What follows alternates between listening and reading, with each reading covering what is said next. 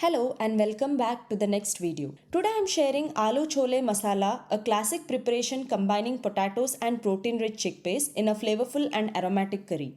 Here is the list of ingredients required for this recipe. Let us start by preparing the masala paste by combining half tablespoon of red chilli powder, half tablespoon of coriander powder, 1/4 teaspoon of turmeric powder, half teaspoon of garam masala, half teaspoon of chaat masala, salt to taste. Give this all a good mix.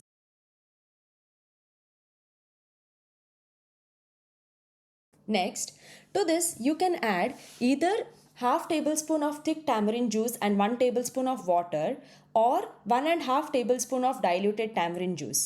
Then give this all a good mix and make a thick paste without forming any lumps. Our masala paste is now ready to be used. Let's keep it aside and take a look at the other ingredients. So here I have taken 1/3 cup of dried chickpeas, soaked them overnight and cooked them in a pressure cooker until tender. 2 boiled potatoes, 1 small chopped onions, small chopped tomatoes, fresh coriander leaves and 1 teaspoon of ginger garlic paste. For tempering, I have taken half teaspoon of cumin seeds and a small cinnamon stick.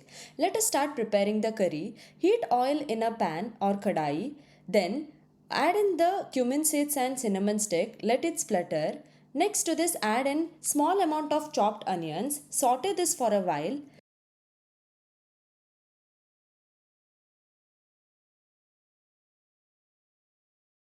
Once the onions turn brown, you can add in the masala paste which we had prepared and again saute this until the oil is separated.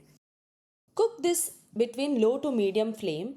This can take around 3 to 5 minutes. Once the oil is separated and the masala is well cooked, you can next add in the ginger garlic paste. Saute it until the raw smell disappears.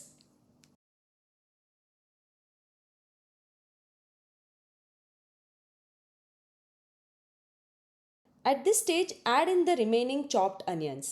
Give this a good mix and let the onion turn translucent.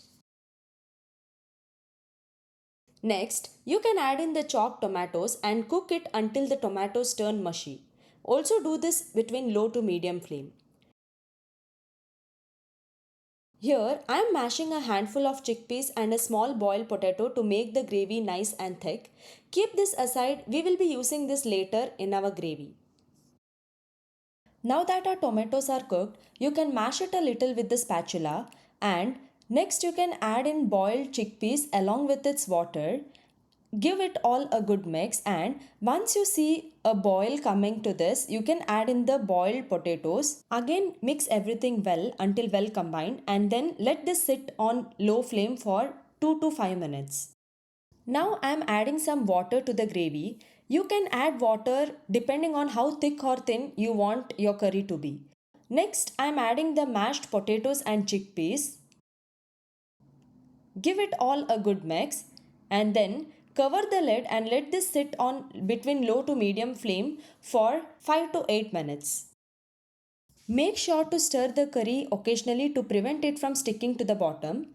Finally, garnish it with some fresh coriander leaves, turn off the heat and the curry is now ready to be served. You can serve this hot with puri, roti or any bread of your choice. If you like this recipe, don't forget to like, share and subscribe to the Cook Hub.